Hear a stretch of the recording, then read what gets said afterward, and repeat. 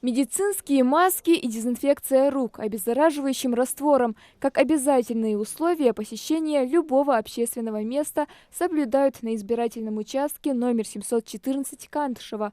Он открыт на базе первой школы. Здесь установлены кабинки и урны для бюллетеней. Места для наблюдателей тоже обустроены. Я надеюсь, что наши избиратели придут, и активность будет очень высокой. А так, участок готов полностью. Мы уже завезли, обработали бюллетени, готовы уже. Завтра утром мы откроем участок и начнем свою работу. За участком закреплено около 2000 избирателей. По словам председателя УИКа, к предстоящим выборам все готово. Определены ответственные участники. Здесь же будут дежурить волонтеры и медики. За безопасностью следить правоохранительные органы. Для тех, кто не сможет прийти на участок по состоянию здоровья, организуют выездную группу.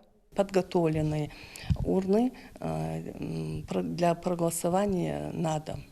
Есть заявления у нас на сегодняшний день, 5 заявлений, которые мы уже, наверное, завтра пойдем, чтобы избиратель, который не может прийти, мог проголосовать. Всего в Кандышево в 8 утра распахнут свои двери 4 избирательных участка. Каждый уважающий себя и свою страну гражданин должен принять участие в политическом мероприятии, которое определит будущее всей страны. Так считают и жители села.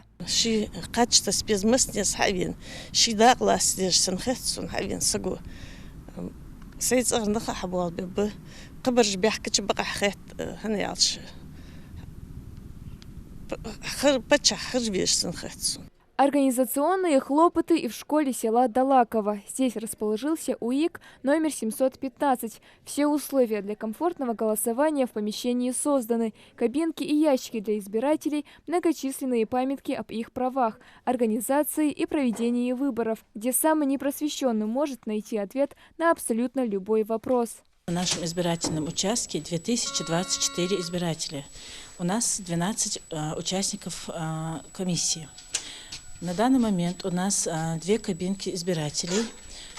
У нас есть на данный момент все, что нужно для того, чтобы избиратель пришел, смог отдать свой голос, выбрать, как он считает, достойного президента для нашей страны. Организация в 715-м УИКе на высшем уровне. Для избирателей также готовят праздничную программу, чтобы они смогли совместить приятное с полезным. Те, кто голосует впервые, ждут приятные презенты. У нас будет мероприятие, которое нам подготовил Дом культуры нашего сельского поселения Далаково. Для первых избирателей, которые придет в тот день отдать свой голос, мы подготовили подарки, блокноты, часы. Всего по Назрановскому району открыто 30 избирательных участков. 2 из них функционируют в Далаково. Явка избирателей традиционно будет обеспечена. Жители намерены активно выразить свою позицию. Считаю, что кандидата нужно выбрать в первую очередь от его степени его патриотичности к своей стране, от его личных качеств. И также нужно проследить за его предвыборной кампанией, за тем, что он планирует сделать в стране, какие изменения, какие улучшения.